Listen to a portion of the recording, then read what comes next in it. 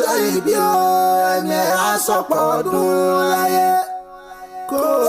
má fi sópin kórè ó tún pọ̀ sí kọ́lá wọn lẹ́kún ìjíǹjí òní o celebrant òní jí sọ́wọ́ ikú kó má fọ́ni pìtà burú láíláí òní rántí ọjọ́ ìbí kó wá bú sẹ́kún gíga wà máa ga sí kóríyá ọkàn kẹ́kọ̀ọ́ gbárẹ́ many happy returns nínú ọlá happy birthday to you ẹ̀mí ẹ̀ àsọ̀pọ̀ ọdún láyé.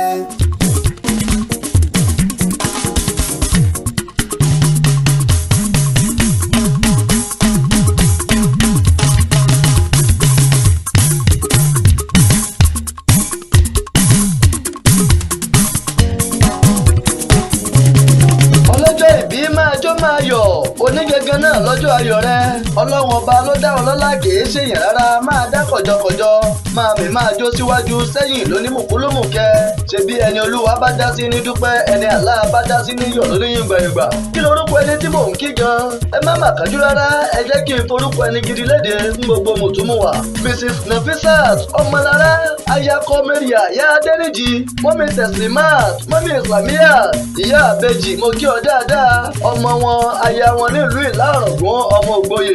jẹ́ kí n wá múra kíákíá kí n tá mọ́ra kí n lọ̀lú bí wọ́n ti gbé bí ọdún ti lọ́kọ́ Ìlá-Ọ̀ràngún ọmọ Ògbóyè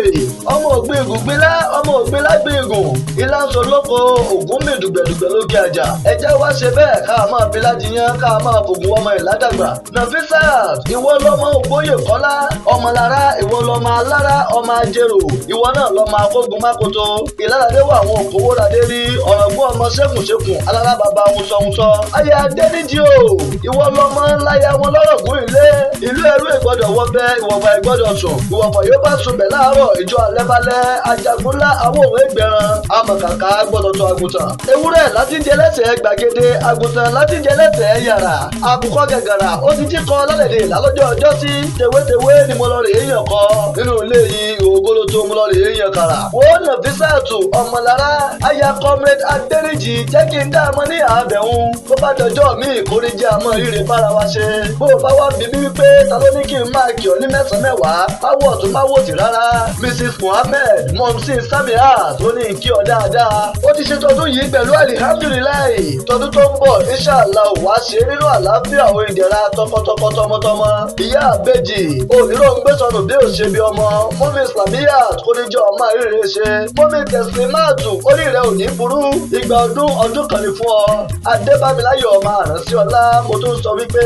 Mrs. Muhammed Momsin Samiat ló ní kí n máa kí ọ ó ní kí n máa sọ pé happy birthday to you Mrs. Nafisat Ọmọlára aya Kọ́mẹ́ríà ìyá Adẹ́nìjì long life and prosperity for you lọ́la àlá.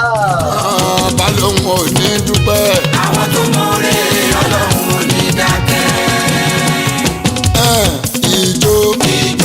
ọpẹ́ ló dẹ̀ tukùn kájọ máa ṣe owó